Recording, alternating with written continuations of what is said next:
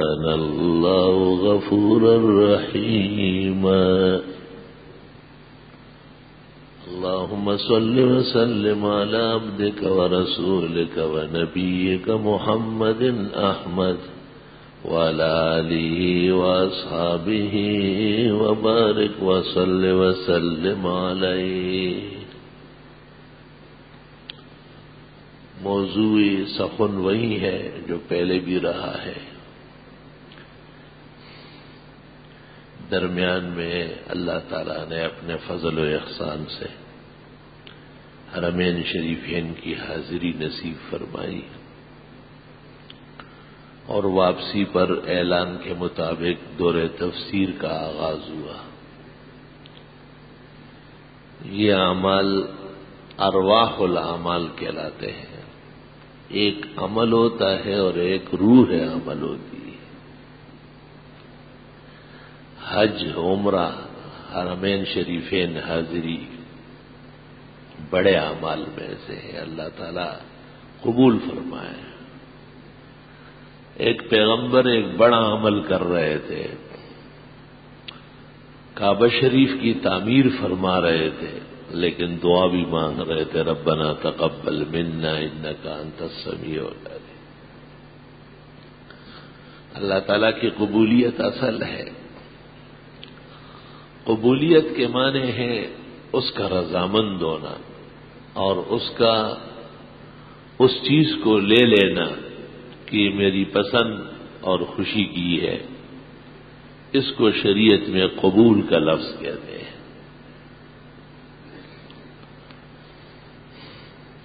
حج اور عمرے کی دو ہی دعائیں، اللہم تقبلها ویسرها. تو کہتے ہیں قبولیت میں آخرت ساری آ گئی اور آسانی میں دنیا پوری آ گئی. جوامع الکلم اسی کو کہتے ہیں، جامع دعا. اللہ، ہم بہت ساری دعائیں مانتے ہیں لیکن بعض دعائیں ایسی ہیں جو روح الدعا ہے، سب چیزیں اس میں آ جاتی. اللہ اور دعائیں بہت زیادہ مانگنا چاہیے. قدم قدم پر دعا کی ضرورت ہے.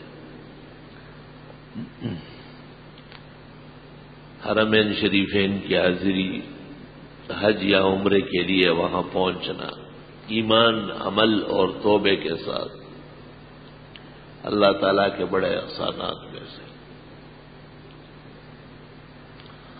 یہ کبھی نہ کہا جائے کہ ایک وقت کم ہے.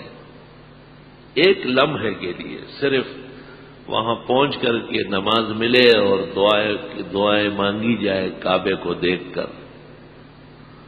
اگر اتنی گھڑی بھی کسی کو ملتی ہے تو وہ یہ نہ کہے کہ یہ وقت کم ہے. ایسا کہنا جرم ہوگا. ایمان تو ایک گھڑی کی چیز ہے. جب اللہ تعالیٰ نصیب فرمائے اور ایسے مقامات پر مختصر قیام زیادہ سودمند ہوتا ہے. اہل عقل نے کہا ہے جوش اور جذبہ موجزن رہتا ہے. جب وقت بڑھ جاتا ہے تو پھر نمازوں میں بھی حاجی صاحبان سے دیر سویر ہوتی ہے اور جب وہاں ٹھہر لیتے ہیں پھر جمعہ آتے ہیں.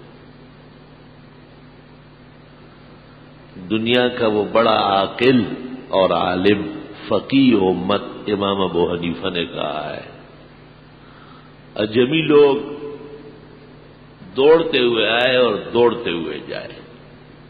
اجم کے لوگ زیادہ وقت وہاں نہ گزارے. ان سے آداب نہیں ہو سکتے. آداب بہت ضروری ہے. اللہ، آداب سے عمل میں قوت آتی ہے. آداب سے دونوں طرف مہمان اور میزبان دونوں کی عزت بڑھتی ہے. ذرا سا ادب ہاتھ سے چھوٹ گیا نقصان عظیم شروع ہو جاتا ہے. حقیقت میں یہ عمرہ ہمارا اور حرمین حاضری یہ تفسیر کے اعزاز میں تھا. یہاں پہنچتے ہی صبح اور تفسیری نشست کا آغاز ہوا، جو ہمارے ہاں الحمدللہ 20 سال سے اللہ تعالیٰ کی توفیق سے ایک عمل جاری ہے. اس کا لاکھ لاکھ شکر و کرم، احسان مہربانی. یہ نہ ہو تو آدمی کسی دنیا کے کام میں لگے گا، تو دنیا کے کام سے دین کا کام افضل ہے، پہلی بات. دوسرا یہ کہ کوئی بھی دنیا کا بڑے سے بڑا شخص 4 اور 5 گھنٹے تک قرآن مجید مسلسل نہیں پڑھ سکتا، لیکن دور تفسیر میں یہ سعادت نصیب ہو جاتی. تیسرا یہ کہ مسجد میں رہنا، باوضو رہنا، سبحان اللہ، اور پھر 1400 سالہ علوم امانت اسلام، مسلمانوں کا مذہبی اور دینی حق وراثت، اس کو مسلمانوں کے لیے تیار کر کے پیش کرنے کی کوشش کرنا، اللہ تعالیٰ کے فضل و احسان سے امید ہے کہ بارگاہ الہی میں شرف باریابی رکھے گا. مجھے ایک عالم نے وہاں حرم شریف میں کہا، بہت جلدی آئے اور جلدی جا رہے ہو. میں نے کہا یہ حدیث کا مضمون ہے جو تم بول رہے ہو. آپ نے ایک صحابی سے کہا ہم جلدی آئے ہیں اور جلدی جانے والے، ہماری عمریں کم ہے. پہلے تو 200 سال 300 سال میں مشکل سے کوئی مرتا تھا، اس سے بھی زیادہ عمریں تھی. کام جب زیادہ ہو تو عمر کم ہو جاتی ہے، عجیب بات ہے. بے روزگار اور بیکار آدمی کی عمر بڑھ جاتی ہے، ایسے ہی پھرتا رہتا. سلیمان علیہ السلام کو ایک دفعہ جوش آیا اور تخت کو کہا کہ چلو اوپر جہاں تک جا سکتے ہو. قرآن پاک میں اللہ فرماتا ہے کہ ہوا ان کے حکم پر ان کا تخت لے کے چلتی تھی.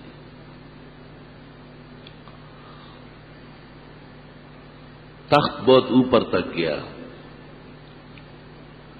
سلیمان علیہ السلام کی خدمت میں ملائک آئے اور اللہ تعالیٰ کا پیغام سنایا کہ آپ کو زمین کے اوپر اڑنے کی اجازت تھی، آسمانوں میں آنے کی اجازت نہیں تھی.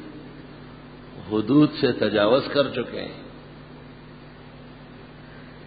سلیمان علیہ السلام نے معافی کا طریقہ پوچھا. فرمایا 350 سال عمر آپ کی کٹ گئی، صرف 50 سال رہ گئے. نیچے اتر جائے، نہا لے، کپڑے بدل لے، وصیت کا موقع نہیں ہوگا. لمحہ تیار. آج لوگ کتنے تجاوزات کرتے ہیں، کتنی زیادتیاں کرتے ہیں، ٹس سے مس نہیں ہوتے. ایک پاک پیغمبر، معصوم نبی، انبیاء علیہ السلام میں سب سے کم عمر سلیمان علیہ السلام کی 50 سال. یہی امام مسلم کی عمر بھی ہے 50 سال. استاد محترم مولانا مفتی احمد الرحمان بھی 50-51 کے قریب ہو گئے. عمر کوئی چیز نہیں ہے، اصل تو ایمان ہے اور عمل ہے. اگر 200 سال عمر ہو اور آدمی کے ایمان میں اور عمل میں ترقی نہیں ہوئی تو بڑا نقصان ہو گیا. اور اگر 30 سال اور 40 سال کا بھی پکا مومن اللہ کے ہاں بعمل باکردار ثابت ہو گیا ہے تو بیڑا پار ہو گیا ہے.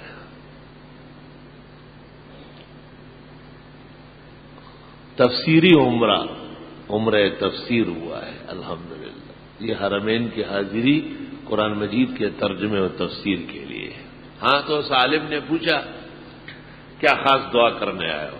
ابھی تو گئے ہو. میں نے کہا دعا یہ مانگنے آیا ہوں کہ اللہ آپ نے اپنے قرآن اور ترجمہ اور تفسیر پڑھنے کے لیے موقع دیا ہے، تو اپنے دربار سے اپنی کتاب کی کامل سمجھ فہم ادراک معرفت جو تیری رضا و خوشنودی کے عین مطابق ہو، اور تیرے وہ لائق فائق بندے جنہوں نے قرآن مجید کی خدمت کر کے آپ ان سے راضی ہوئے ہیں،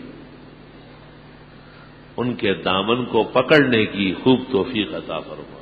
تو وہ رونے لگا، بیٹھ گیا زمین پہ، کہا میں بھی یہی دعا مانگتا ہوں، دوبارہ دہراؤ۔ میں نے کہا دہراؤ سہراؤ کیا، ہر قدم پر یہ دعا ہے، کوئی نئی بات ہے کیا؟ دعا ہی دعا ہے سب، الحمدللہ۔ ہاں سبحان اللہ، واہ بھائی واہ۔ حرمین شریفین جانا ایسا ہوتا ہے جیسے جنت الفردوس کوئی جا رہا ہو، بالکل وہی کیفیت ہے مومن کی۔ اور صرف ہم نہیں، گناہگار مجرم کئی قسم کے پریشان حال کو ہم دیکھتے ہیں، ان پر زیادہ رقت طاری رہتی ہے، انہیں اپنے اللہ کو راضی کرنے کے لیے بہت زیادہ آنسو بہانے ہوتے ہیں۔ میں نے ایک اداکار کو دیکھا، بنگڑیاں پہنا ہوا، زنجیر سونے کی گلے میں، انگوٹھیاں سب بھری ہوئی، چمک دمک والے کپڑے پہنا ہوا، پہلے ہی عمرہ کر چکا ہوگا، اور جلدی کعبہ کے سامنے گیٹ سے وہ میزانہ سے اتر گیا۔ میں نے کہا یہ رنگ برنگ کا آدمی کہاں کیا کر رہا ہے؟ بس ایسے کعبے کو دیکھا اور تھر تھر تھر آنسو ہے، بالکل ہجوم میں آنسو ہے، اور دوبارہ کعبہ شریف کو ایسا دیکھ نہیں سکتا، ڈر و خوف کے بعد۔ الحمدللہ میں نے اپنے ساتھی کو کہا اللہ تعالیٰ اپنے بندے کو دیکھو کیسے منا رہا، یہ طریقہ ہے، ایسا رو لو، ایسے چیخے لگاؤ، سبحان اللہ۔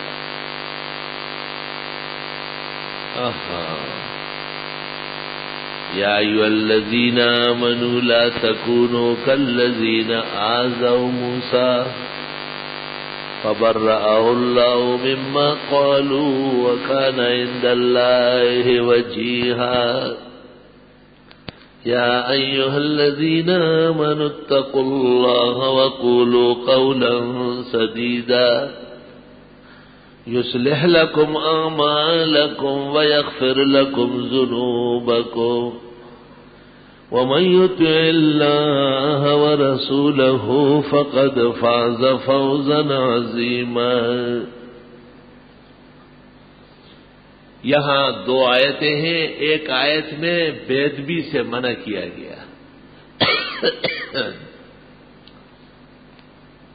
ایسا نہیں کرو، جیسے موسیٰ علیہ السلام کی بے ادبی کی گئی اور انہیں بہت تکلیفیں پہنچائی گئی، حالانکہ موسیٰ علیہ السلام خدا کے برگزیدہ پیغمبر تھے، پاک پیغمبر تھے۔ اور دوسری آیت میں پھر آداب بتا دیے گئے کہ اچھا بے ادبی نہ کرو تو ادب کیسے کریں۔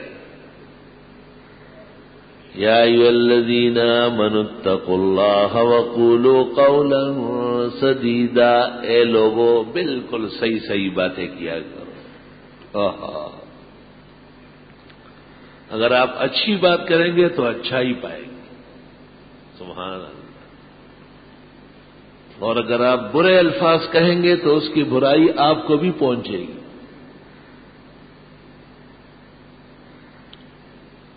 اچھے الفاظ ہم آسان لفظوں میں کہتے ہیں، دعائے خیر، کسی کو اچھا اور بہتر کہنا یہ اصل ہے،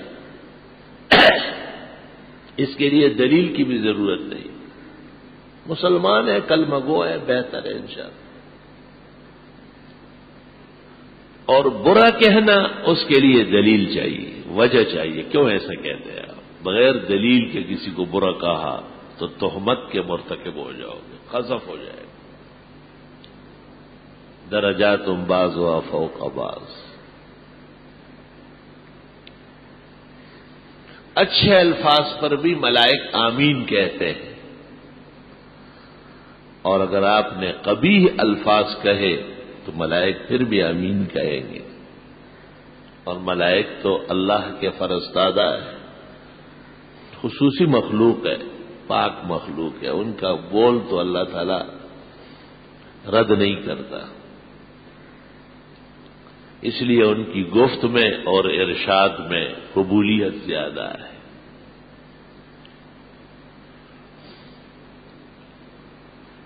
موسیٰ علیہ السلام تقریر کرتے تھے جمعے کو، کہتے حضرت کے ہاں بھی جمعے کا دن تھا۔ شان ورشاہ نے لکھا ہے تمام انبیاء اور اسلامی اقوام میں مذہبی تہوار کا دن جمعہ رہا ہے، جب لوگ نافرمان ہو جاتے تو ان سے جمعہ چھن جاتا تھا، تو یہود کو ہفتہ دیا گیا اور عیسائیوں کو اتوار دیا گیا۔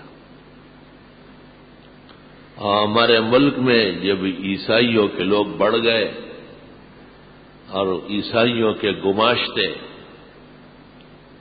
وہ برسر اقتدار آئے اور پھر پر تول رہے ہیں، دزدی چدلا و رس کے بکف چراغ دارا۔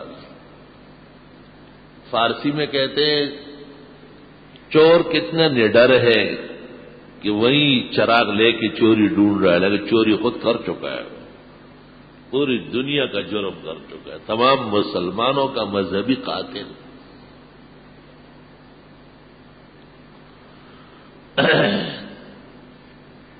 موسیٰ علیہ السلام جمعے کے دن وعظ فرما رہے تھے، حضرت کے وعظ سے فرعونیوں کو بہت تکلیف تھی، اب بھی اہل حق علماء کے بیان سے اہل باطل بڑے لرز بر اندام رہتے ہیں، پریشان ہوتے ہیں۔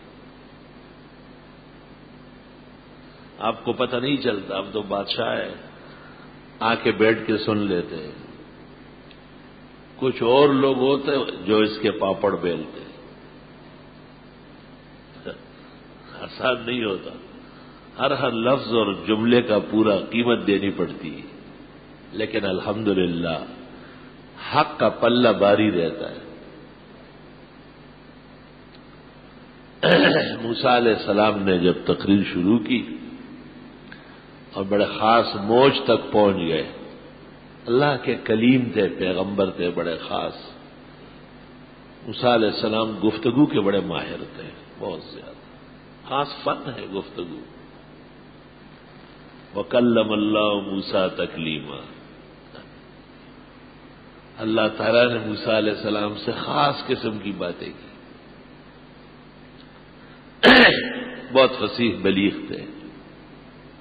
رسول اللہ صلی اللہ علیہ وسلم نے معراج کے حدیث میں کہا ہے کہ میں نے موسیٰ علیہ السلام کو دیکھا، دبلے پتلے ہیں اور ایسے لگتے ہیں کہ اب بھی غصے میں ہیں، بہت ہی طبیعت میں جلال تھا، جذب تھا بہت، اور بنی اسرائیل ٹیڑے لوگ تھے، ان کو ایسے ہی پیغمبر درکار تھا، خداوند تعالیٰ نے ان کو معجزہ بھی لاٹھی کے طور پر دے دیا، عصائے موسیٰ، اور وہ عجیب لاٹھی تھی، جب موسیٰ علیہ السلام سو جاتے تھے تو وہ اژدہا بن جاتا تھا، اور بالکل انسان کی طرح کھڑے ہو کر کے سر اٹھا کر زمین سے چاروں طرف گھومتا تھا، کیونکہ فرائض موسیٰ علیہ السلام کو نقصان پہنچانے کے در پہ تھے۔ اس سے پتہ چلتا ہے کہ بزرگان دین کی حفاظت کے لیے کوشش کرنا یہ بھی سنت دین ہے۔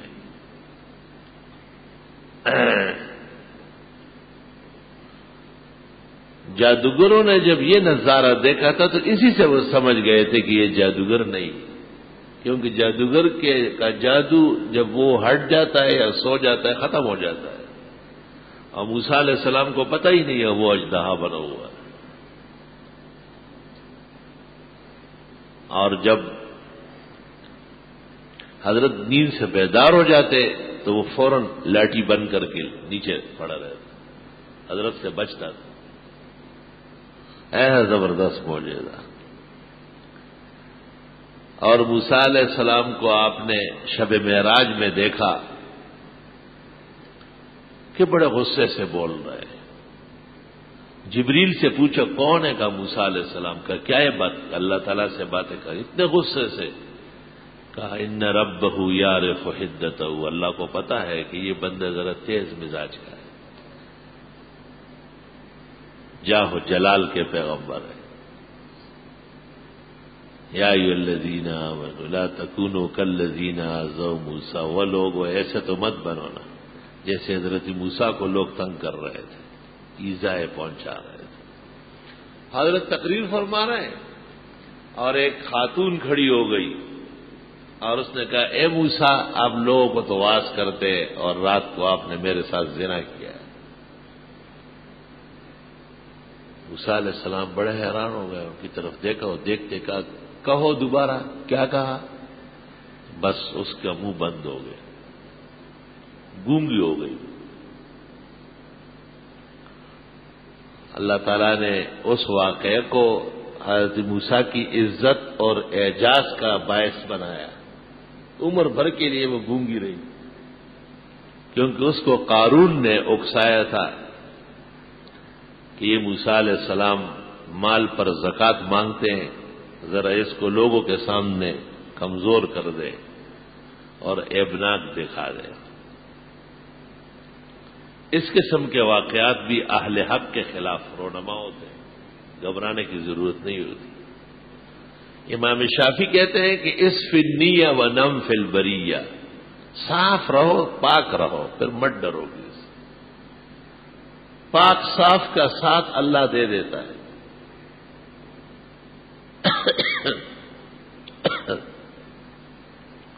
اور دوسرا واقعہ بخاری شریف میں بھی ہے اور طرح ہے. وہ دوسرا واقعہ ہے، وہ یہ کہ حضرت موسیٰ علیہ السلام کے زمانے میں بنی اسرائیل کی عادت تھی کہ وہ مل جل کے نہاتے تھے اور کپڑے نہیں پہنتے تھے. دریا کے کنارے جب نہاتے تھے تو پردہ اور شرم ان کے ہاں ختم ہو چکا تھا، بلکہ پردہ کرنا یا جسم ڈھانکنا یہ عورت کی نشانی تھی کہ اگر عورت دریا کے کنارے نہائے تو بے شک وہ دھوتی باندھ دے، اور مرد تو مرد ہے، وہ اپنے تمام ساز و سامان کے ساتھ ایسے ہی ساحل سمندر پر مزے اڑائے. یہ حقیقت میں دنیا کے اندر عذاب ہے بے پردگی، یہ یاد رکھے. دنیا کے عذابوں میں سے ایک عذاب بے پردہ ہونا ہے، اور باپردہ ہونا اس دنیا کے اندر جنت کا ایک پہلو ہے جو اللہ انسانوں کو عطا کرتا ہے. دین کا شکر کرنا چاہیے کہ ہمارے ہاں پردے اور حجاب کا کتنا سخت تاکید ہے. حضرت عثمان رضی اللہ عنہ بیٹھے ہوئے تھے اور تھوڑا سا ان کی دھوتی ذرا اوپر ہو گئی تھی، گھٹنا نظر آ رہا تھا. حضرت نے دوسری طرف یوں موڑا ہوا، فرمایا یا عثمان غط فخذک انہ من العورۃ، عثمان ران ڈھانگ کو، یہ شرمگاہ کا حصہ ہے. بڑے بڑے مسٹنڈے اور کھلاڑی اور جو ہے نا ٹنگا پنگا اور ڈنگا بونگا اور ٹانگیں ان کی ہلتی رہتی ہے، وہی ایسا لگتا ہے جیسے وہ انگریز کہتے ہیں نا کہ یہ پہلے بندر تھا اور بعد میں انسان بنا ہے. یہ واپس بندر بننے کی کوشش میں لگا ہوا ہے. اور خود کرتا شلوار پہنا ہوگا، خوبصورت داڑھی سر پہ. السلام علیکم حضرت خیریت ہے؟ چھوٹا بچہ ساتھ ہوگا، وہ ایسا لگے گا جیسے بش کے گھر پیدا ہوا ہے، نیکر پہنا ہوا جیسے بھائی یہ بچہ کسی اور کا ہے. ابھی تک آپ کو اس کا یقین نہیں ہے؟ یہ مسلمان کے بچے کا یہ لباس ہے جو تم نے پہنا ہے. اور 1000 بار یہ مسئلہ بیان ہوتا ہے کہ جو لباس مرد پہنے گا وہ بچہ پہنے گا، اور جو خاتون پہنے گی وہ بچی پہنے گی. جس لباس کا بڑے کو پہننا ناجائز ہے چھوٹا بچہ بھی نہیں پہن سکتا، اور جو لباس خاتون کے لیے منع ہے چھوٹی بچی بھی وہ نہیں پہن سکتی. ایسا پہنایا جائے گا تو بڑے گناہگار ہو. بنی اسرائیل کی عجیب خصلت ہو چکی تھی کہ ان کے رجال جو تھے مرد وہ دریا کے کنارے بالکل ننگے ہو کر کے نہاتے تھے. موسیٰ علیہ السلام ان سے کنارہ کش رہتے تھے، اللہ کے پاک پیغمبر تھے۔ پاکی اور پاکان کا تقاضا یہ نہیں ہے کہ لوگ کرے تو آپ بھی ساتھ ہو جائے۔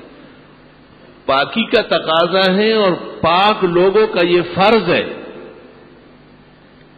کہ اگرچہ بت ہے جماعت کے آستینوں میں، مجھے ہے حکم ازاں لا الہ الا اللہ۔ اگر ایسا نہ ہوتا تو یہ جو موجود نقشہ ہے یہ بھی نہ ہوتا۔ یہ سارے نقوش فسق و فجور کا مقابلہ کر کے آگے بڑھے۔ ہمارے ایک دوست ہے، وہ مجھے کہتا ہے میرے اوپر جرمانہ مقرر کرو، 50,000 روپے 3 مہینے میں مدرسے میں دوں گا، 1 لاکھ کر دے، داڑھی میری معاف کر دے، نہیں رکھ سکتا۔ یا خدا پاک، کہتے ہیں بس داڑھی جب سے میں رکھ لوں تو رونا شروع، باقاعدہ آنسو سے کہتے صبح ناشتہ بھی نہیں کیا، رات کو دعوت بھی نہیں کیا۔ میں کیوں؟ کہ آپ ناراض ہوتے ہیں داڑھی رکھنی پڑی۔ یا خدا ہے اس کو ہمت عطا فرما، یا اللہ۔ بہادر زمانے کا ایک غیرتی جوان داڑھی کا تاب نہیں لا سکتا۔ ایک دن مجھ سے عجیب سوال کیا، مجھے ڈرا دیا کہ اگر بغیر داڑھی کے مر گیا تو کافر مروں گا۔ میں نے کہا نہیں، مسلمان مرو گے۔ کہا کیوں؟ میں نے کہا یہ جو اتنا ڈر رہے ہو اور اتنا خوف محسوس کرتے ہو کہ داڑھی ہونا چاہیے اور میں نے نہیں رکھی، اللہ اس خوف اور ڈر کو قبول کر لے گا۔ اللہ اکبر۔ ایسے لوگ جب اعمال کر لیتے ہیں تو انہیں پھر قدر بھی بہت آتی ہے، کیونکہ انہوں نے بڑے آنسو بہائے اور بڑی تکلیفیں اٹھائی ہیں۔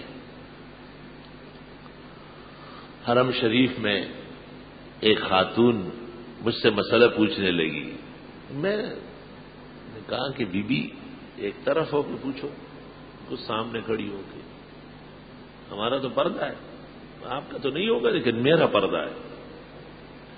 کہنے لگی یہاں بھی پردہ ہے؟ میں نے کہا اللہ، دین اور ایمان تو چلا یہاں سے ہے، اور یہ واحد حکومت ہے 15ویں صدی میں کہ آپ کو بھی دوپٹہ اڑایا ہے۔ میں نے کہا آپ ذرا دیکھیں، پاکستانی عورتوں کے علاوہ تمام عورتیں ڈکی ہوئی ہیں۔ یہ افسوس کی بات ہے کہ اگر کوئی ایسی پھر رہی ہو، کرتا شلوار نظر آ رہا ہے، گریبان کھلا ہے، خالی دوپٹہ ہے، ٹگی والا، تو یہ پاکستانی عورت ہونے کی نشانی۔ میں نے کہا یہ سامنے ایرانی شیعہ لڑکیاں ہیں، آپ دیکھیں سر سے پاؤں تک ہاتھ میں دستانے، پیروں میں جرابیں۔ میں نے کہا افسوس، صد افسوس، جو اس قرآن اور اذان و نماز کو نہیں مانتے ہیں وہ بھی ڈھکے ہوئے ہیں۔ بڑی حیران ہو گئی، مجھے کہا یہ تو، میں نے کہا مسئلہ تو یہی ہے، پردہ فرض ہے اور آپ کو فرض پر عمل کر کے تب جا کے عمرہ و طواف اور ان چیزوں کا فائدہ ہو۔ تو مجھے کہتی ہے کہ وہ میرے میاں کو بھی کہے نا کہ داڑھی رکھ لے۔ اللہ اکبر۔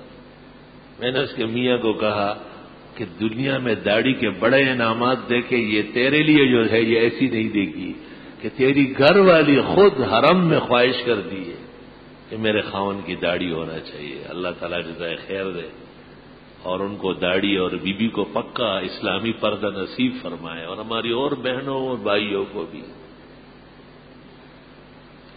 موسیٰ علیہ السلام چونکہ اللہ کے برگزیدہ پیغمبر تھے، پاکوں کے سردار تھے، اور پاکان تو ہر جگہ پاک ہی رہتے ہیں، اور پاک لوگ کبھی ننگے نہیں ہوتے۔ تو حضرت موسیٰ علیہ السلام ان سے ہٹ کر ایک طرف فاصلے پر نہاتے تھے۔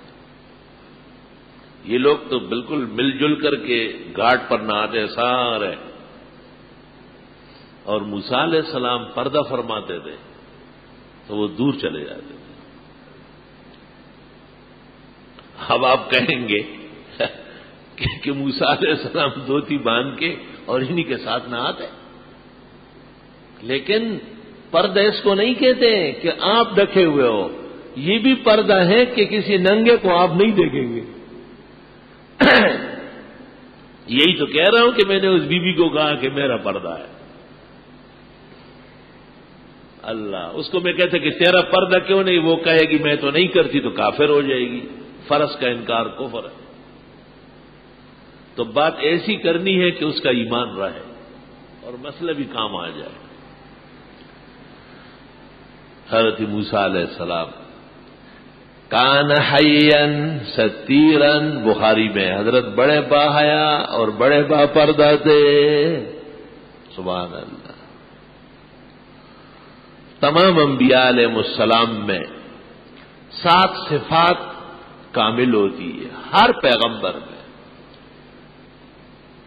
کامل العلم، کامل الحیا، کامل العقل، 3 یہ ہو گئے۔ عقل میں، حیا میں اور علم میں پیغمبر کے مساوی کوئی نہیں ہوتا۔ علم، حیا، عقل، یہ تینوں تقریباً مشترک ہے۔ اور 4 عبادت، صباحت، شجاعت، سخاوت، 4 یہ ہو گئے، 3 اور 4 7۔ عبادت نبی کی طرح کوئی نہیں کر سکتا، ہر عبادت میں نبی سب سے بڑھ کر ہے۔ اور صباحت، حسن و جمال، چہرہ ان کا جمال جمال آرا ہوتا تھا، وہ خود آئینہ ہوتا تھا، اللہ کے صفات کا مظہر ہوتا تھا۔ بخاری میں ہے، یہود کے علماء آئے تھے رسول اللہ صلی اللہ علیہ وسلم سے ملنے کے لیے جب آپ نے ہجرت فرمائی، مدینہ پہنچ گئے تو ان میں جو بڑے ہیں عبداللہ ابن سلام، جنہیں اللہ نے ایمان نصیب فرمایا، وہ کہتے ہیں فلما تبین لی وجہہ، جب میں نے حضرت کا چہرہ دیکھا، علمت انہ بوجہ لیس لکذاب، میں سمجھ گیا کہ یہ چہرہ جھوٹے کا نہیں ہو سکتا۔ چہرے پر صداقت کی بارش ہو رہی تھی صلی اللہ علیہ وسلم۔ موسیٰ علیہ السلام دور فاصلے پر نہا رہے تھے، کپڑے اتار کر پتھر پہ رکھے اور حضرت پانی میں اتر گئے، نہانے لگے۔ او خدا کا کرنا دیکھو، وہ پتھر ہی بھاگنے لگا، کیسا شرارتی پتھر تھا، پتھر بھاگنے لگا، واہ بھائی واہ۔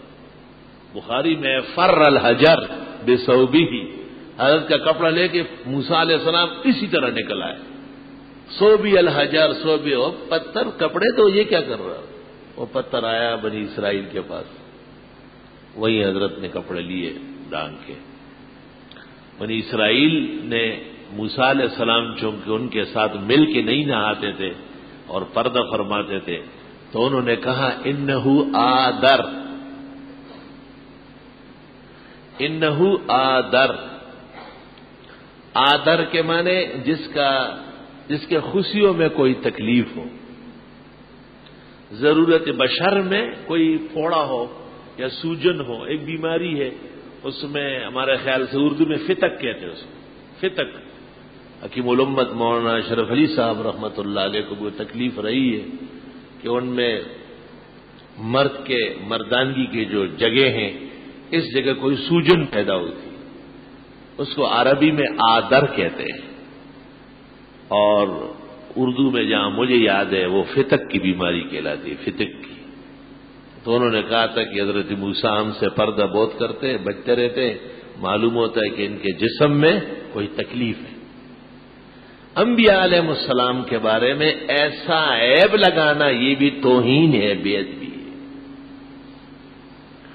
مثلا کوئی پیغمبر قد کا بونا نہیں ہے، اگر کسی نے کہا کہ فلاں پیغمبر بونا تھا، کلمہ کفر ہے۔ کوئی پیغمبر کالا بھجنگا نہیں، اگر کسی نے کہا کہ فلاں پیغمبر کا رنگ کالا تھا تو کتاب العقائد میں لکھا ہے اس شخص کا ایمان سلب ہو جائے گا، عیب لگا رہا ہے۔ انبیاء علیہ السلام خلقت کے اعتبار سے اور خلق کے اعتبار سے آئینہ وقت ہوتے تھے، ان جیسے کوئی اور نہیں ہو سکتا تھا۔ اللهم صل وسلم علی النبی وعلی آلہ واصحابہ وبارک وسلم علیہ. اللہ. دیکھو انہوں نے موسیٰ علیہ السلام کو دیکھا تو انہوں نے کہا نہیں یہ تو بالکل صحت مند آدمی ہے. اب جا کے ان کی تسلی ہو گئی. تو موسیٰ علیہ السلام نے اس پتھر پر لاٹھی سے ضرب لگائی. بخاری میں حضرت صلی اللہ علیہ وسلم نے فرمایا اگر وہ پتھر کہیں نظر آیا تو اس پر موسیٰ علیہ السلام کی لاٹھی کے نشان نظر آ رہا ہے. پتھر کی پٹائی لگائے. اے ضرور پیغمبر پتھر جب بھاگ سکتا ہے کپڑے لے جا سکتا ہے تو پٹائی بھی کھائے گا.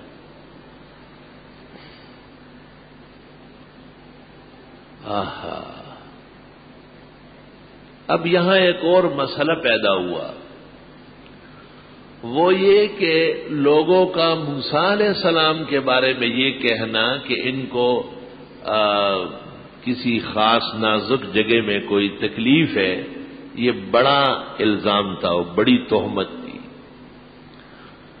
اور اس کے مقابلے میں حضرت موسیٰ علیہ السلام کی اس جگہ کا لوگوں کو نظر آنا یہ اس سے کم درجے کی تکلیف ہے. تو بڑی تکلیفوں کو ٹالنے کے لیے رب العالمین کبھی چھوٹی تکلیفیں نازل کر دیتا ہے. اللہ اکبر.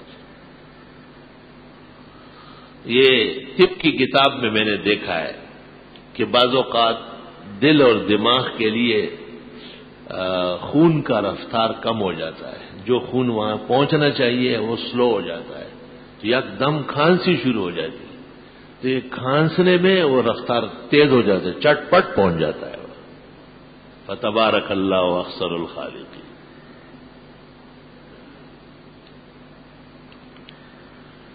اور مسام بدن جب بند ہو جاتے ہیں اندیشہ ہوتا ہے تو زکام شروع ہو جاتا ہے. تو جسم تک پہنچنے والے جتنے راستے ہیں وہ سب صاف ہو جاتے ہیں. ایک خاص قسم کی حرارت جسم میں پیدا ہو جاتی ہے. اللہ تعالیٰ نے خود نظام کے اندر اصلاح کا ساز و سامان رکھا ہے. نظام کے اندر وفی انفسکم خود تمہارے جسم و جسمانیت میں قدرت کی دلیلیں ہیں. افلا تبصرون کاش کہ تم آنکھیں کھول کے ذرا دیکھو.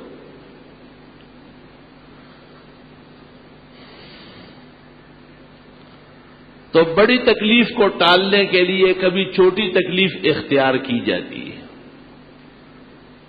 ایک بادشاہ مرا تھا تاریخ الخلفاء میں لکھا ہے. بادشاہ کا شہزادہ مر گیا تھا اور بادشاہ رافضی تھا. تو بادشاہ نے مؤذنین کو حکم دے دیا تھا کہ اذان سے پہلے یا اذان کے بعد میرے بیٹے پر سلام پڑھا گا.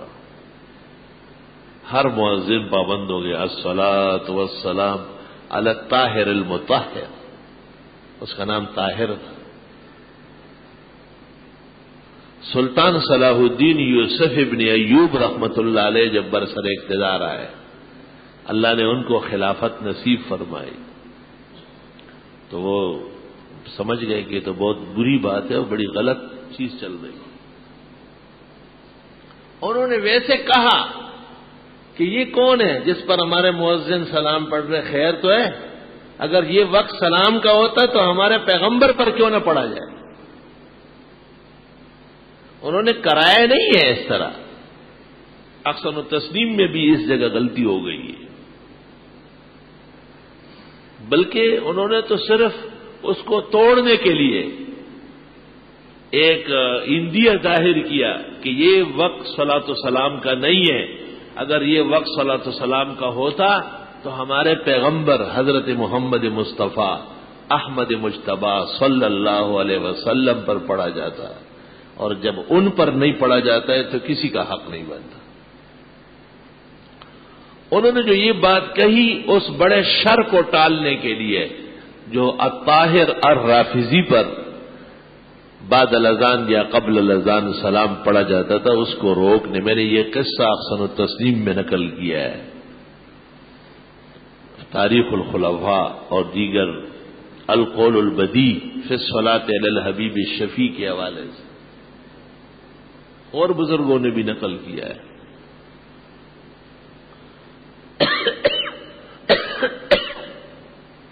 کبھی کبھی لوگوں کے مال میں تکلیف شروع ہو جاتی ہے، کاروبار بند ہونے لگتا ہے،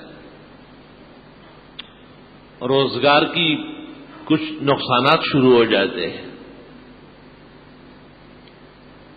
حدیث شریف میں ہے کبھی اللہ مال لے لیتا ہے، جان چھوڑ دیتا ہے۔ معلوم ہوا کہ تکلیف اور مصیبت اس شخص پر یا اس کی آل و اولاد پر آ رہی تھی، اللہ تعالیٰ نے اس کو ٹال لیا۔ مال کیا ہے؟ المال غاد دن ورائے ہو، مال صبح و شام آتا جاتا ہے۔ پشتو میں کہتے ہیں کہ مال کیا ہے؟ یہ تو تلوے کا میل ہے، ہاتھ کا میل۔ مال تو آتا جاتا ہے، زیادہ ہو یا کم ہو، انسان جب تک رہے گا کچھ نہ کچھ پاس رکھے گا، لیکن اس کی زندگی، اس کی اولاد، اس کے اعزاء، اس کے گھر بار کی عزت و شرف، اس کا باقی رہنا بہت ضروری ہے۔ اس سے یہ مسئلہ پیدا ہوا کہ وقت بر وقت، وقت بر وقت کہو، وقت بے وقت مت کہو، وقت بر وقت مناسب اوقات میں کبھی آپ کی ضرورت کے لیے، کبھی دین کی ضرورت کے لیے صدقات مالیہ کیا کرو، مال صدقہ کیا کرو۔ ان اللہ یامرکم ان تذبحوا بقرہ، اللہ تمہیں حکم دیتا ہے کہ گائے ذبح کرو۔ ایک مصیبت آئی تھی بنی اسرائیل کو، یہ صدقے میں کالا بکرا کاٹتا ہے، کتنا کم عقل ہے۔ دیکھو، کالا بکرا تو خود بلا ہے، بلا سے ٹلتی ہے، توبہ کرو، بلا تو طہارت سے ٹلتی ہے۔ علماء کو چاہیے کہ خطبوں میں کہے کہ کالے رنگ کا تو قطن نہ کاٹے۔ اور ان کا کیا، یہ تو نئے مکان جب بناتے ہیں تو بکرا ذبح کر کے اس کا خون بنیادوں میں ڈال لیتے ہیں۔ تو میں پوچھتا پہلے تو یوں ہو کہ خون پاک ہے یا پلید؟ تو گھر کی بنیادوں میں گھر کا خیر خواہ اور مالک خود کبھی نجاست ڈالتا ہے کہ آپ نے ڈالی؟ یہ پاک لوگوں کا کام تھا، یہ ناپاکوں کا کام کیا ہے آپ۔ اور آپ نے کس مقصد کے لیے ڈالا ہے؟ تاکہ اس گھر میں مصیبت و بلا نہ آئے، تو آپ نے تو اس کی بنیادوں میں خون ڈالا ہے۔ جب تک یہ مکان قائم رہے گا، اس میں خونی واقعات پیش آتے رہے، آپ نے تو یہ کوشش کی۔ بے عقلی اور بے علمی بڑی بڑی آفات پیدا کرتی ہے، بڑی بڑی تباہیاں مچا لیتی ہے۔ اہل عقل نے کہا ہے کہ یہ بھی عقل ہے کہ عقل والوں سے مشورہ کرے، یہ بھی علم ہے کہ علماء سے پوچھ کے آپ آگے بڑھیں۔ فاسألوا اہل الذکر، علماء سے پوچھنا فرض ہے، قرآن کہتا ہے۔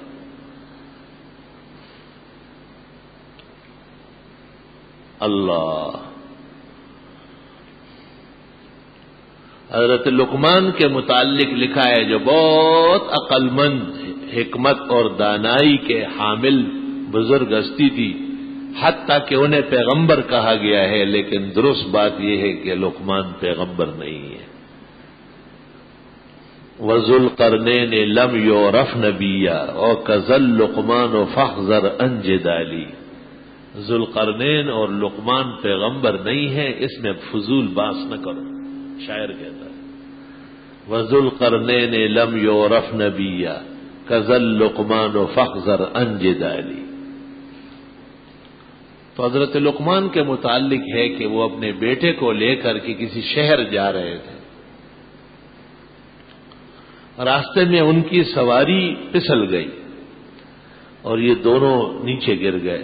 حضرت لقمان کو تو معمولی خراش آئے، لیکن وہ بیٹے کی ٹانگ ٹوٹ گئی۔ وہ بڑے کراہ رہے تھے اور حضرت لقمان فرماتے تھے کہ اس میں بھی اللہ تعالیٰ کی حکمت ہوگی۔ عوام میں مشہور ہے کہ اس میں بھی خیر ہوگی، یہ جملہ غلط ہے۔ خیر اور شر دونوں کا خالق اللہ ہے۔ ایک گمراہ فرقہ ہے معتزلہ، وہ کہتے ہیں کہ خیر تو خدا پیدا کرتا ہے، شر آدمی خود کرتا ہے، بالکل غلط ہے۔ ہمارے عقیدے میں ہے بیدہ الخیر وقدر خیرہ وشرہ من اللہ تعالی، خیر اور شر دونوں رب العزت کی طرف سے ہے۔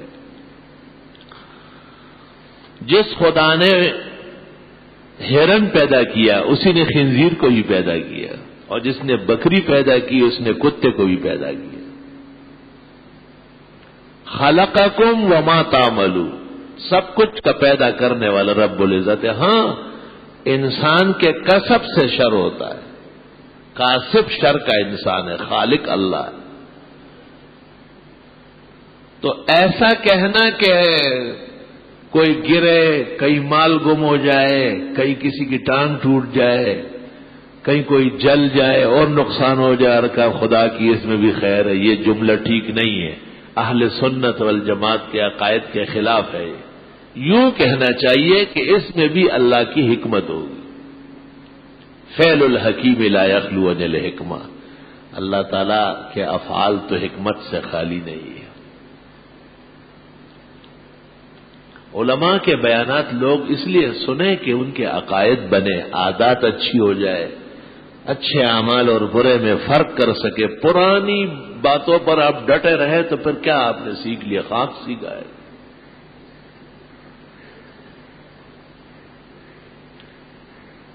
حضرت الاستاذ مولانا یوسف بنوری مرحوم نے لکھا ہے کہ ہمارے گھر میں کسی بچے کے ہاتھ سے برتن ٹوٹ گیا تو حضرت بنوری فرماتے کہ میری والدہ نے کہا کہ اسی میں بھی خیر ہوگی، تو کہا میرے والد نے دور سے آواز دی، ہاں یہ معتزلہ کا عقیدہ ہے، غلط بات کر رہی ہے، اس میں حکمت ہوگی، خیر نہیں، خیر کہاں ہے، برتن تو ٹوٹ گیا، شر ہو گیا۔ برتن ٹوٹنا تو خیر نہیں ہے، شر ہے، اور شر اور خیر دونوں اللہ کی طرح۔ ہاں حکمت ضرور ہے، یہ حکمت تو واضح ہے کہ یہ پرانا ہو چکا تھا، اب نیا برتن آ جائے گا۔ حضرت صلی اللہ علیہ وسلم نے کس شان سے کہا ہے صلی اللہ علیہ وسلم، توبہ توبہ، حضرت کی باتیں کیسی عجیب ہے، کوئی ایسی بات کر نہیں سکتا ہے۔ آپ نے کہا الا ان للاناء آجالا، اور سنو برتنوں کے بھی اوقات مقرر ہوتے ہیں، کما تکون للرجال، جیسے آپ کے اور ہمارے وقت مقرر ہے، ایسے برتنوں کا بھی ہے۔ یہ گلاس، یہ پیالہ، یہ کیتلی ایک وقت تک ہے، ختم۔ اس دن میں ایک جگہ مہمان تھا، لوگ بڑے باذوق ہوتے ہیں، ایک آدمی بڑا خوبصورت کیتلی لے آئے لیکن تھی اور طرح کی، کہنے لگا میری دادی کی جو دادی تھی وہ جب شادی کر کے آ رہی تھی تو اس کو اپنے میکے کی طرف سے جہیز میں نے کہا یہ تو ایسا لگتا ہے کہ 400-500 سال پرانا کوئی نسخہ ہے، تبرک کے طور پر انہوں نے گھر رکھا تھا، چائے بنائی اسی میں لے آئے۔ بعض چیزوں کی عمریں زیادہ ہوتی، بعض چیزیں آ جاتی اور ختم ہو جاتی ہیں۔ چیزوں کے ساتھ دل زیادہ نہ باندھے، بس جب ہو تو بہت اچھا، نہ ہو تو زیادہ افسوس نہ کرے۔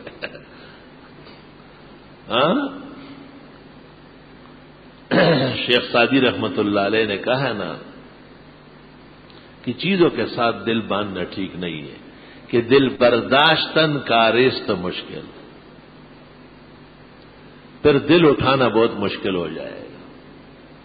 بزرگان دین تو جسم و جسمانیت سے بھی دل نہیں باندھتے، کہتے ہیں مجھے کیا پتا ہے کہ آنکھیں کب کام چھوڑے گی، مجھے کیا پتا ہے کہ پیر کب کام چھوڑیں گے، بس جب تک دیے ہیں اللہ کے نعمت کے شکر کے ساتھ استعمال ہو رہا ہے۔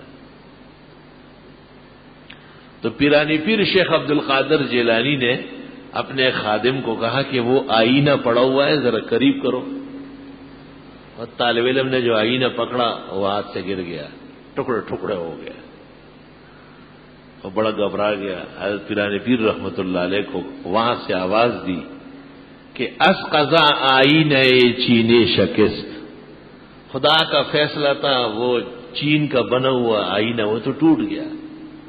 تو حضرت نے یہاں سے جواب دیا، خوب شد اسباب خود بینی شکست، اچھا ہوا جس میں اپنی شکل نظر آتی ہے وہ چیز ٹوٹ جائے تو اچھا ہے۔ اسکزا آئینہ چینے شکست، اور خوب شد اسباب خود بینی شکست۔ تو حضرت لقمان فرماتے تھے کہ بیٹے تو یہ تکلیف تو ہوئی، ٹانگ میں زخم آیا یا ٹوٹ گئی، لیکن اللہ کی اس میں حکمت ہوگی۔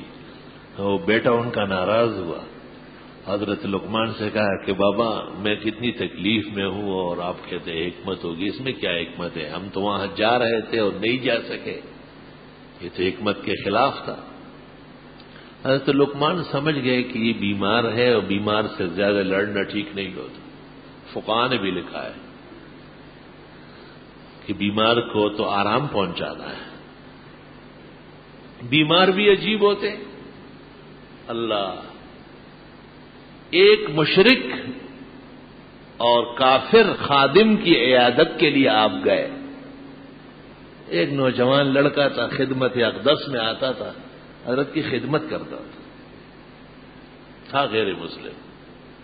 آپ کو پتہ چلا کہ وہ بیمار ہے، آپ تشریف لے گئے۔ انہوں نے حضرت کو ایسا دیکھا اور بس ان کی آنکھوں سے آنسو گرنے لگے، رونے لگا۔ حضرت بھی سمجھ گئے۔ آپ نے اس کو کہا کہ آپ کلمہ پڑھ لیں، میں آپ کی شفاعت کروں گا اور آپ کو جنت لے کے جاؤں گا۔ اس کے والدین بھی موجود ہیں، انہوں نے اپنے والد کو دیکھا کہ یہ تو مجھے کلمہ پڑھوا رہا ہے۔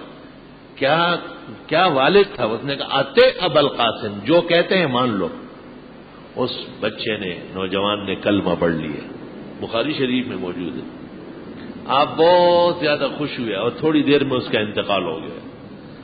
آپ بہت خوش ہوئے اور آپ نے فرمایا اللہ تعالیٰ نے جہنم سے بچا لیا اس کو۔ کلمہ پڑھ لیا، توحید کا کلمہ، پیغمبر برحق کی صداقت و خاتمیت کا کلمہ پڑھ لیا۔ آپ اتنے خوش ہوئے۔ موت یہ کیا چیز؟ موت تو ہوتی رہتی ہے، روز اور وہ اس لمحے میں دنیا مری ہوگی، لیکن موت ایمان پر آنا، یہ اس موجودہ دنیا جیسے 15,000 ہو جائے اور ہو جائے وہ کچھ نہیں ہے۔ یہ بہت قیمتی لمحہ ہے کہ اللہ تعالیٰ کسی کو ایمان نصیب فرمائے۔ آپ بہت خوش ہوئے۔ یہ ایک بیمار کا واقعہ میں پیش کر رہا ہوں جس کی سعادت تھی۔ ایک بیمار اور تھا، آپ اس کی خدمت میں گئے عیادت کے لیے، اور اس کو بخار بہت شدید تھا۔ آپ نے کہا طہور انشاءاللہ، گناہ دھل جائیں گے، صاف ستھرے ہو جاؤ گے۔ اور اس نے آپ کی بات کے جواب میں کہا کہ لا، ایسی کوئی بات نہیں، پیغمبر کو کہہ رہا ہے، بل حمى تفور، تیز بخار ہے، اور تزیر شیخ علی القبور، اور بڈھے کو جہنم پہنچانے والی ہے۔ آپ بھی غصے ہو گئے، اللہم آمین، اللہ ایسا ہی کر دے جیسے تو کہتا ہے۔ پیغمبر بھی زورور جاہ و جلال کے مالک ہوتے، یہ بے ادبی ہے کہ آپ بزرگوں کی بات میں تبدیلی کر رہے ہیں۔ ہاں، آپ تسلی سے اسے سنیں۔ محدثین کہتے ہیں اگر وہ چپ رہ جاتا تو جو حضرت نے کہا یہ ہونے والا تھا، لیکن جب انہوں نے حضرت کے منہ پر حضرت کا رد کیا تو اللہ نے ہمیشہ کے لیے ایمان سے محروم کر دیا۔ علماء یہاں تک کہتے ہیں کہ ایک بزرگ کی بات آپ کو قاعدے کے خلاف معلوم ہوئی یا مناسب نہیں تو اس وقت چپ ہو جائے گا۔ بہت اچھا۔ دوسرے وقت میں اچھے انداز میں آپ اپنی ان کو نہ کہیں کہ آپ کی بات صحیح نہیں، آپ جو صحیح بات سمجھتے ہیں وہ پیش کر رہے ہیں کہ بعض ذرائع یا باوسوق طریق سے یہ بات معلوم ہوئی، آپ اسے بھی ملاحظہ فرمائیں، اس کے بڑے برکات ہو، بہت زیادہ اللہ اس پر برکت عطا فرماتے ہیں۔ ہم نے تو یہاں تک دیکھا ہے ایک بزرگ آہستہ آہستہ چل رہا ہے، ایک آدمی کو جلدی ہے تو ان سے دریافت کرتے ہیں کہ حضرت میں مجھے کچھ ضروری کام ہے، آگے چلوں؟ جی بسم اللہ بیٹھے، اللہ تعالیٰ آپ کے چلنے میں مدد فرمائے۔ وہی الدین کلہ ادب، ہمارے دین نے جو آداب لائے ہیں مثال نہیں دنیا میں اسے۔ اللهم صل وسلم علی النبی وعلی آلہ واصحابہ وبارک وسلم. یا ایھا الذین آمنوا، اے ایمان والو، لا تکونوا کالذین آذوا موسیٰ، مت بنو ان لوگوں کی طرح جنہوں نے اپنے پیغمبر موسیٰ علیہ السلام کو تکلیف پہنچائی. یہ تکلیف، پہلے زنا کی تہمت لگائی، اللہ نے وہ جھوٹی کر لی، اور پھر وہ عیب نکالتے تھے. فبرأہ اللہ مما قالوا وکان عند اللہ وجیہا. اللہ نے حضرت موسیٰ علیہ السلام کو بری کر دیا ان کی باتوں سے، اور موسیٰ علیہ السلام اللہ کے ہاں بڑی عزت اور حشمت والے پیغمبر تھے. یا ایھا الذین آمنوا اتقوا اللہ وقولوا قولا سدیدا. اے ایمان والو، اللہ سے ڈرو اور اچھی اور درست باتیں کیا کرو. اللہ سے ڈرو، پہلے یہ خوف پیدا کرو کہ جو کچھ میں کہہ رہا ہوں مجھے اس کا حساب دینا ہے. جو باتیں میں نے دین کے موافق کہی ہے اچھے ارادے سے، اللہ مجھے اجر دے گا. جو باتیں نیت اور اخلاص کے برخلاف ہے، شریعت کے خلاف ہے، اللہ کے ہاں اس پر ناراضگی ہو سکتی ہے. یا ایھا الذین آمنوا اتقوا اللہ، اے ایمان والو اللہ سے ڈرو. اللہ تعالیٰ سے جب آدمی ڈرتا ہے، حدیث شریف میں ہے، وہ اطاعت کرتا ہے، نافرمانی سے بچتا ہے. وَقُولُوا قَوْلًا سَدِيدًا. ایک آدمی نے کہا لو شاء اللہ وشئت، پیغمبروں کا جیسے عوام کہتے اللہ رسول نے چاہا. آپ نے کہا ہاں، ایسا نہیں کہتے. لو شاء اللہ لفعل کذا وکذا ثم شاء من شاء. اللہ جو چاہے ہوگا، پھر کوئی اور چاہے یا نہ چاہے، اس سے کیا ہوتا ہے؟ اللہ رسول نے چاہا، مشرکانہ جملہ ہے، غلط جملہ ہے. وقولوا قولا سدیدا، صحیح باتیں کیا کرو. صحیح بات ایک اللہ سے مانگنا، غلط بات مخلوق سے مانگنا، قبروں سے، درگاہوں سے مانگنا. وقولوا قولا سدیدا، صحیح بات کیا کرو.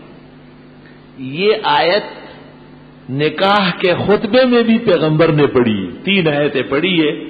یا ایھا الذین آمنوا اتقوا اللہ حق تقاتہ، اور یا ایھا الناس تیسری آیت سورۃ النساء کے شروع کی، اور تیسری یہ. تینوں میں اللہ کے سے ڈرنے کا حکم ہے. تینوں آیتوں میں خدا سے ڈرنے کا حکم ہے. کیا مطلب ہے؟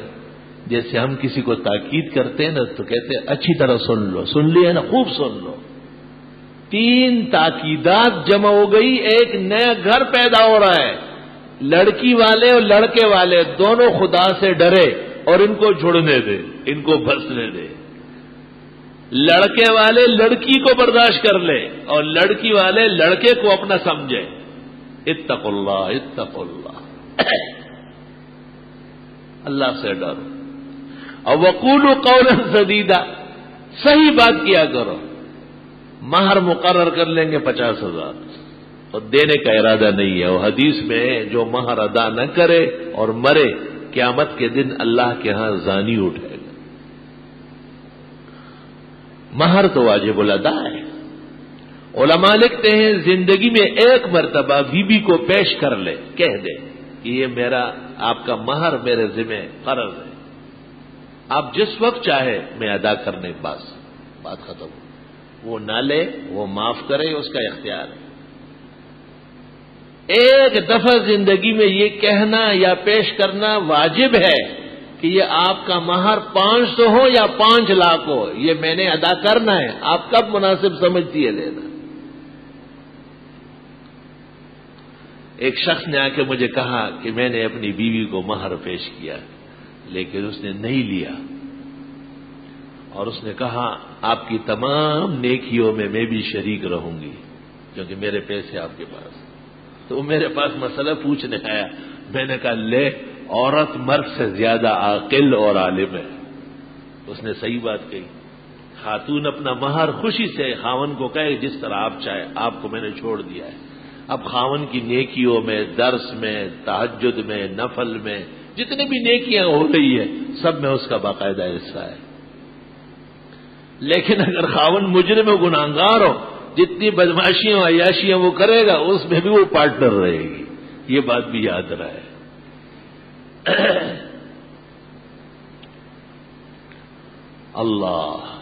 اللہ نے اس لیے فرمایا کہ اے ایمان والو اللہ سے ڈرو اور درست باتیں کیا کرو. وقولوا قولا سدیدا یصلح لکم اعمالکم، تمہارے اعمال ٹھیک کر دے گا. ویغفر لکم ذنوبکم، گناہ معاف کر دے گا. ومن یطع اللہ ورسولہ فقد فاز فوزا عظیما، اور جو اللہ اور اس کے رسول کی اطاعت کرے وہ واقعی بڑی کامیابی کے ساتھ کامیاب ہوگا. انا عرضنا الامانۃ علی السماوات والارض والجبال، فرمایا میں نے امانت پیش کی آسمان، زمین اور پہاڑوں کو. فابین ان یحملنها، لیکن انہوں نے انکار کیا اٹھانے سے. واشفقن منها، اور ڈر گئے. وحملها الانسان، اور اس امانت قرآن کو، امانت ایمان کو، امانت استعداد کو انسان نے اٹھایا. انہ کان ظلوما جہولا، یہ انسان واقعی بہت بڑا ظالم اور جاہل ہے. لِيُعَذِّبَ اللَّهُ الْمُنَافِقِينَ وَالْمُنَافِقَاتِ، تاکہ اللہ منافق مرد اور عورتوں کو سزا دے. وَالْمُشْرِكِينَ وَالْمُشْرِكَاتِ، اور مشرک مرد اور عورتوں کو سزا دے. وَيَتُوبَ اللَّهُ عَلَى الْمُؤْمِنِينَ وَالْمُؤْمِنَاتِ، اور مسلمان مرد اور عورتوں کو گناہوں سے توبے کی توفیق دے. وَكَانَ اللَّهُ غَفُورًا رَحِيمًا، اور اللہ بخشنے والا رحم والا ہے. امانت سے متعلق بعض تفاصیل انشاءاللہ تعالی آئندہ جمعہ عرض کروں گا. وآخر دعوانا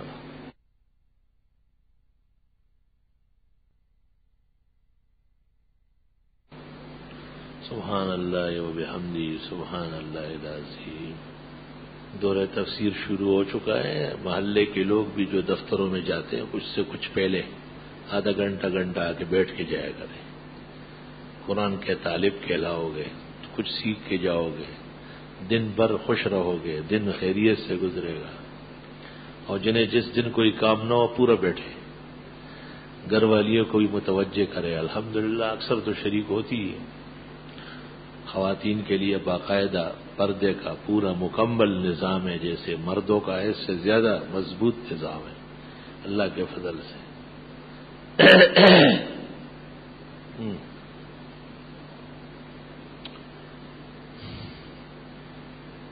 ایک مسجد کی چیز کی ضرورت سے زائد ہے، کیا وہ زائد چیز کسی دوسری مسجد کی ضرورت کے لیے دی جا سکتی ہے؟ اصلاً تو فتویٰ یہی ہے کہ ایک مسجد کی چیزیں اسی مسجد ہی میں رہے، دوسری مسجد میں نہیں جا سکتی. لیکن سخت مجبوری کی وجہ سے کہ دوسری جگہ لوگ تڑپ رہے ہیں، پریشانی کے عالم میں ہیں، زمانے حال کے بعض فقہا نے اجازت دی ہے. بعض علماء کہتے ہیں کہ اتنی قیمت اس مسجد میں داخل کر لے اور پھر وہ چیز لے جائے، یہ بھی ایک تدبیر ہے. لیکن مسجد کی چیز مسجد ہی میں صرف ہوگی، یہاں تک کہ مسجد کی کوئی چیز مدرسے میں بھی صرف نہیں ہو سکتی، الا کہ وہ وقف مدرسے کے نام ہو تو پھر مسجد میں بھی استعمال ہو جائے.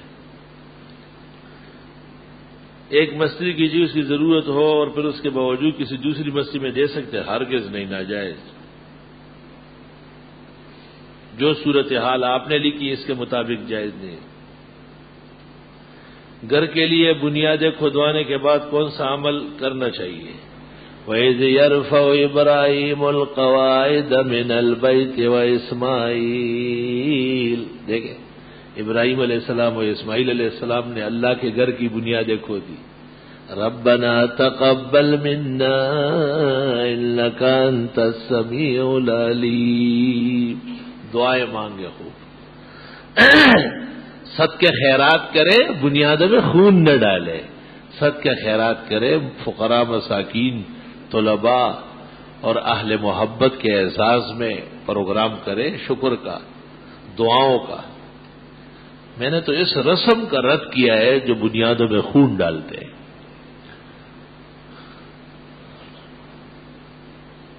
اکثر لوگ نماز پڑھنے کے بعد سجدے میں جا کر دعا کرتے ہو, کہتے ہیں حدیث میں کہ سجدے میں دعا مانگو. حدیث شریف میں تو دعا آئی ہے, وہ دعا مانگو جو حضرت نے بتائی. سجدے میں دعا مانگنا, نفلوں میں تمام دعائیں قرآن و سنت کے مانگ سکتے ہیں. سجدے میں اپنی دعا مانگنا مکروہ اور بدعت ہے. فتاوی عالمگیری جلد اول فصل فی السجدات میں ہے کہ یہ جو عوام کی عادت ہے کہ نماز کے بعد دعا مانگتے مانگتے سجدے میں چلے جاتے ہیں, یہ بدعت ہے. اس سے ان کو منع کر دیا جائے. ازدحام اور بھیڑ ہو جائے مگر ننگا ہو جائے تو اگلی صف والے, اچھا تنگ ہو جائے تو اگلی صف والے کی پیٹھ پر بھی سجدہ کرے, کر سکتے ہیں, یہ ٹھیک ہے. کوئی اور جگہ ہی نہیں رہی. سخت بھیڑ اور رش میں کہ نماز رہ جائے گی, سوائے اس کے کہ ایک نمازی سجدے میں آپ اس کی پیٹھ پر سجدہ کریں, مگر خیال کریں کہ ایسا نہ ہو کہ نماز میں تماشا بن جائے. اگر شوہر یک بار گوید کہ من زن خود را ثلاثه طلاق کردم, یک بار می شود یا 3 بار می شود, 3 بار می شود. وہ خود کہتے ہیں کہ میں 3 طلاق دے رہا ہوں, کہتے ہیں 1 بار ہو. قیام سے اگر سجدے میں جانا ہے تو کیا قیام سے جھکتے ہی تکبیر شروع کرے یا گھٹنے لگتے وقت؟ نہیں, قیام سے جھکنے کے لیے جاتے وقت یہ جو جانا ہے یہ اللہ اکبر سے بھرا ہوا, اللہ اکبر. آپ سے 3 سوالوں کے جواب درکار. علم حاصل کرنے کے اصول علم کو یاد رکھنے اور علم پڑھنے کے لیے کسی کتاب کا نام بتائے. اس کتاب کا نام ہے قرآن مجید. اس کو پڑھنے کے لیے صبح آئیے. ٹائی کے بارے میں ڈاکٹر ذاکر نائک نے دلیل دی ہے کہ دنیا کا کوئی بھی کپڑا کھولے تو وہ کراس کے نشان بنتا ہے. ڈاکٹر نائک ذاکر دشمن خدا و رسول ہے, جاہل اور بے دین آدمی ہے. وہ بے دینوں کا ایجنٹ میڈیا نے زر خرید کے لگایا ہے. اس کی باتیں سننا حرام ناجائز, نسوار ناپسندیدہ اور مکروہ ہے, اور ہر نشاور چیز واقعتاً حرام ہے. فن گفتگو یا فن تقریر پر کسی کتاب کا نام بتائیے. قرآن مجید. قرآن میں جو بیان کا طریقہ ہے وہ کسی کتاب میں نہیں. حدیث کے مطابق رمضان کے آخری عشرے کی طاق راتوں میں شب قدر ہوتی ہے جو کہ اعتکاف والوں کو ہر حال میں ملتی ہے, لیکن پوری دنیا میں ایک ہی رات کیسے ہو سکتی ہے؟ یہ کس نے کہا ہے کہ پوری دنیا میں ایک رات ہو؟ پوری دنیا میں ایک جمعہ ہے کیا؟ یہاں اور ہے, سعودی عرب میں 2 گھنٹے بعد میں ہے یہ سب ہوتے, اور ایک ایسے ملک بھی ہے جہاں ابھی رات ہے, بعد میں صبح ہوگی, جمعہ ہوگا. جس طرح اوقات صلاۃ تبدیل ہو سکتے ہیں, دن اور رات بدلتے ہیں, ہر ملک کی لیلۃ القدر اس کے حساب سے.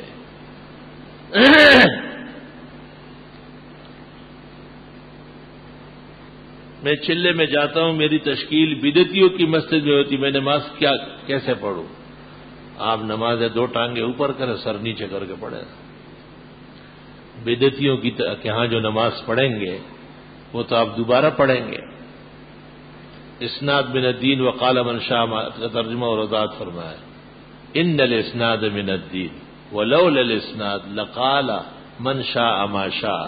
مقدمے صحیح مسلم میں ابن المبارک کا قول ہے, یعنی دین کے اندر ہر حدیث سند سے ہونا چاہیے. اسانید اصولاً احادیث کی شان ہے, دوسری باتیں تو معتبر ہونا چاہیے.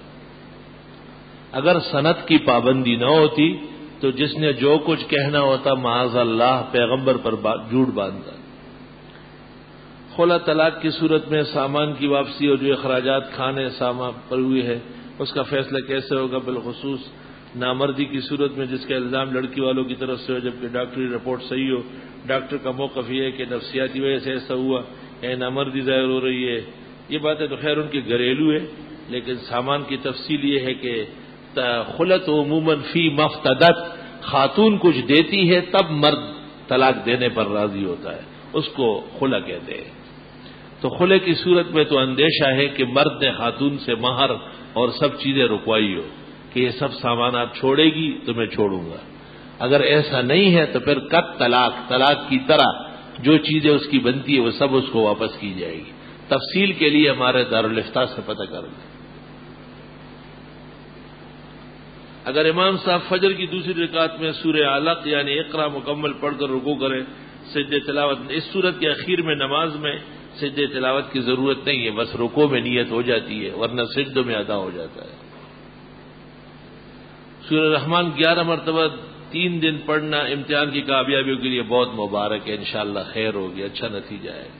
بچوں کی تعلیم اور شادی کے لیے انشورنس پالیسی لینا کیسے غلط، حرام، ناجائز۔ نماز میں سورہ فلق، سورۃ الناس پڑھی جا سکے، انا للہ و انا الیہ راجعون، قرآن کی صورتیں ہیں اور نہیں پڑھی جائے گی، یہ بات کیوں پوچھی آپ نے؟ قرآن کے کسی صورت میں شک کرنے والا بھی کافر مرتد ہوتا ہے۔ قرآن مجید کی صورتیں ہیں، اور ابو داؤد میں عقبہ بن عامر کی روایت ہے کہ آپ نے سفر کے دوران فجر کی نماز میں پہلی رکعت میں قل اعوذ برب الفلق اور دوسری میں قل اعوذ برب الناس پڑھی، اور پھر نماز سے فارغ ہو کے آپ نے عقبہ سے کہا کہ کیسی بہترین نماز پڑھائی میں نے۔ کیا نعت پڑھی جا سکتی ہے بشرطے کہ شریعت کے مطابق ہو اور سنانے والے کی شکل بھی نعت کے مطابق ہو؟ ایسا نہ ہو کہ سنانے والے کی شکل گلنار بیگم کی طرح ہو اور آپ اس سے نعت سن رہے ہیں۔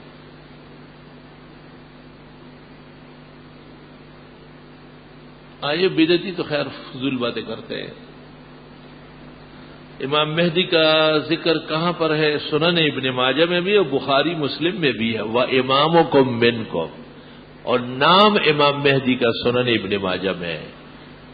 ہمارے بزرگ دوست مرحوم شہید مولانا مفتی نظام الدین کی کتاب ظہور مہدی احادیث کی روشنی میں اردو میں ہے، آپ دیکھ لیں اسے۔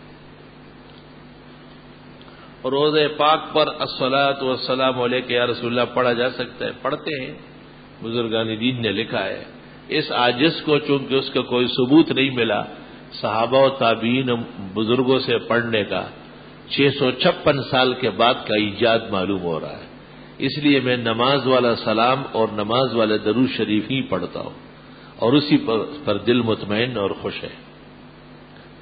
آج کل اسلامی بینکاری کے نام پر اکثر بینک کام کر رہے جن میں نمایاں حیثیت میزان بینک کی ہے، آیا ان کے ساتھ درست بات یہ ہے کہ یہ بالکل سودی نظام کے بینک ہے اور ان کو اسلامی بینک کہنا غلط اور ناجائز ہے۔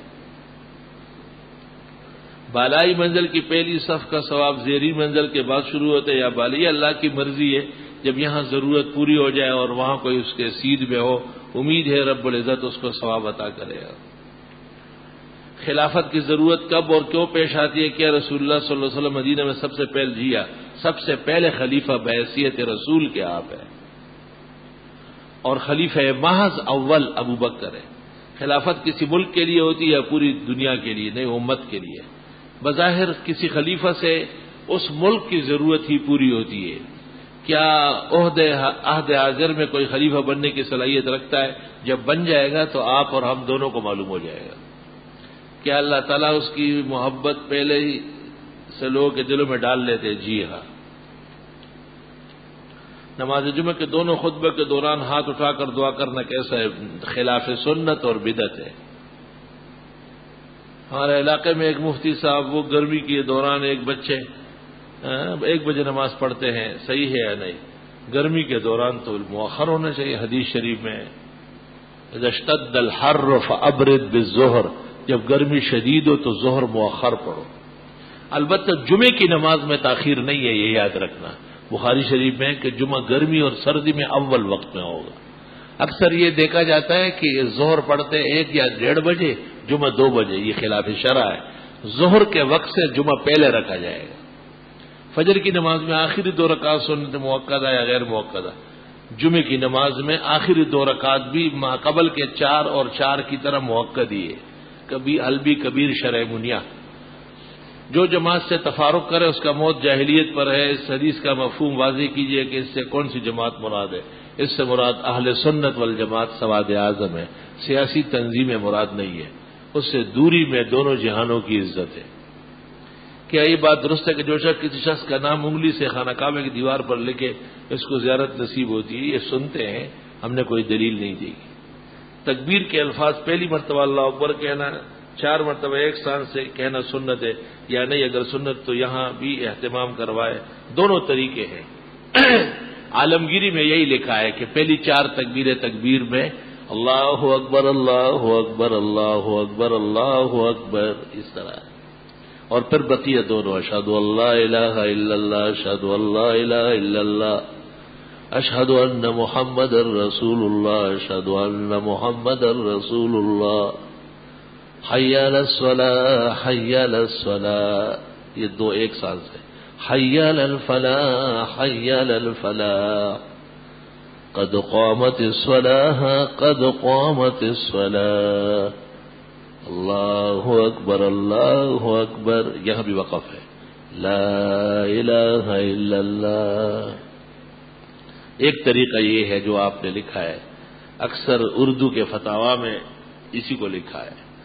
دوسرا طریق کفایہ شرح ہدایہ میں ہے، وہ کہتے ہیں تکبیرات بھی 4 سانسوں سے، اللہ اکبر اللہ اکبر اللہ اکبر اللہ اکبر.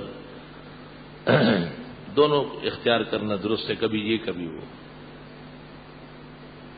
معلوم یہ کرنا ہے کہ ضروری ہے کہ گائے کاٹی جائے یا پھر وہ رقم کی ضرورت مند طالب یا کسی بعض صورتوں میں تو گائے کاٹنا ہی ضروری ہوتا ہے، اور بعض صورتوں میں اس کی قیمت بھی درست ہو سکتی ہے. بہتر یہ ہے کہ علماء سے یا جہاں جمع کرواتے ان سے دریافت کریں کہ اس وقت جانور کی ضرورت شدید ہے کہ کاٹا جائے، یا آپ یہ رقم کسی اور مستحق مقام پر ڈالیں گے. اس پوچھنے کا بھی آپ کو ثواب ملے گا اور صدقہ زیادہ بہتر ہو جائے گا.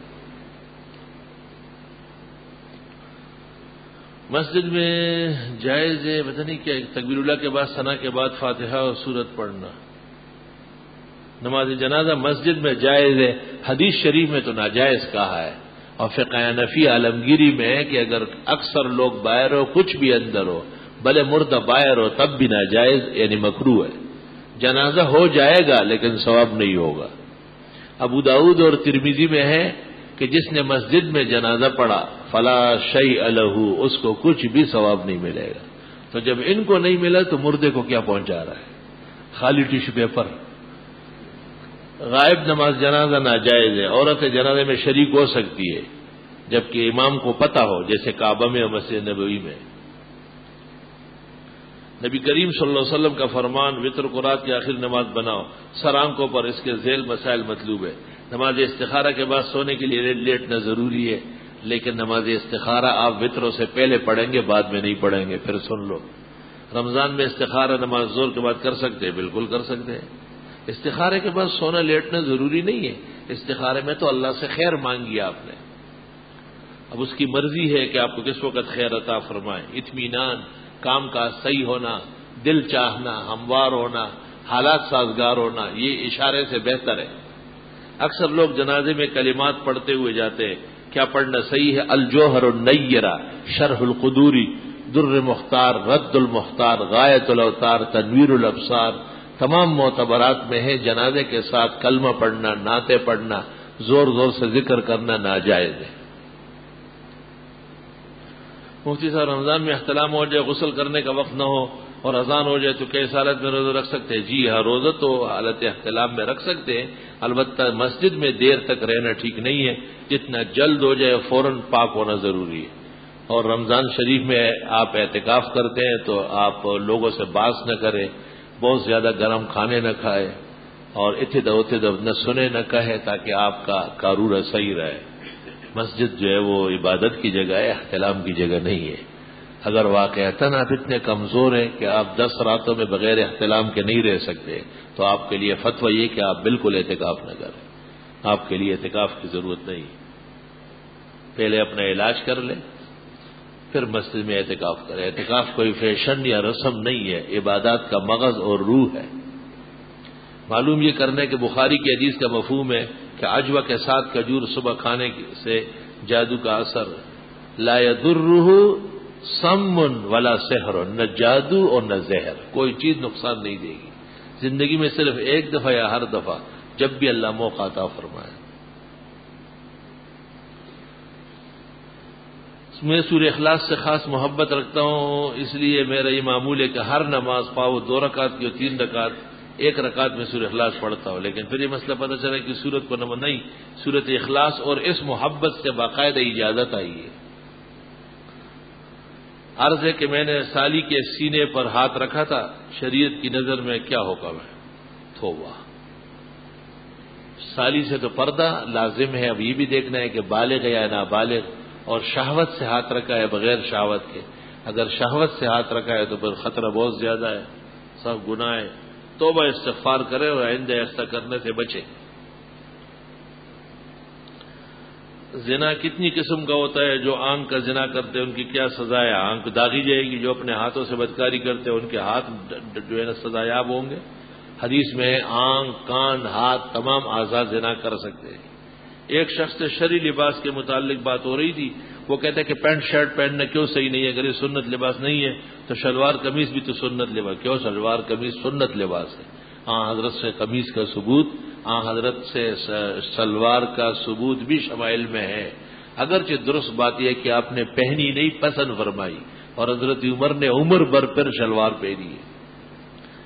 پینٹ شرٹ اور اس قسم کی چیزیں چونکہ انگریز اور غیر مسلم کا شعار ہے، اس لیے مسلمانوں کو اس سے بچنا واجب ہے، اور اس کا ارتکاب اور اس کا استعمال اندیشہ ہے کہ کہیں بڑے گناہ کا سبب نہ بنے۔ ایک مسجد کی 2 منزلیں اور تو اوپر کی منزل کی جو حویلی ہو، کیا اس میں بھی صف اول ہے؟ جی ہاں۔ اگر ایک مسلمان کے عقائد صحیح ہے، اللہ کو مانتے، تمام چیزوں پر ایمان، لیکن کلمہ درست نہیں ہے، تو اس کے متعلق کیا حکم ہے؟ کلمے کا مفہوم اور عقیدہ اللہ کی وحدانیت اور حضرت صلی اللہ علیہ وسلم کی رسالت حق کا ماننا ہے۔ اگر یہ درست اور صحیح ہے، کلمے کے الفاظ اور ادائیگی میں فرق ہے، کوئی حرج نہیں، اس کا ایمان بدستور معتبر ہے۔ ایک دوست محمد کاشف کینسر میں مبتلا ہے، اللہ انہیں زندگی، صحت، شفا عطا فرمائے۔ ایک بچی بچپن سے اپنا سر نہیں سنبھال سکتی، علاج کے لیے کسی نے کہا کہ کالے کتے کے چمڑے میں ڈال دیا جائے۔ توبہ، استغفر اللہ، غلط کہا ہے، جھوٹ بولا ہے۔ کالے کتے میں، وہ تو کالا کتا شیطان ہے، اس سے کیا علاج کرانا ہے؟ ایسا ٹوٹکا جو شرعاً ناپسندیدہ ہو جائز نہیں ہے۔ میری والدہ صاحب اسپتال میں داخل ہے، ان کے لیے اللہ تعالیٰ انہیں زندگی، صحت، شفا عطا فرمائے۔ بعد السلام ہے کہ میری بہن کے یہاں 4 سال کے بعد بیٹا ہوا، لیکن وہ ذہنی جسمانی طور پر کمزور ہے، اللہ اسے صحت زندگی دے۔ الحمدللہ رب العالمین، وصلی اللہ وسلم علی رسول الکریم و نبی الامین وعلی آلہ واصحابہ اجمعین۔ جنہوں نے بیماروں کے لیے کہا ہے، اللہ ان کو صحت شفا دے۔ جن کی اور پریشانیاں ہیں، اللہ ان کی امداد فرمائے۔ جن کی مرادیں ہیں عطا فرمائے، دعائیں قبول فرمائے، کونین کی رسوائی سے محفوظ فرمائے، سرخ روئی نصیب فرمائے۔ صلی اللہ علیہ وسلم۔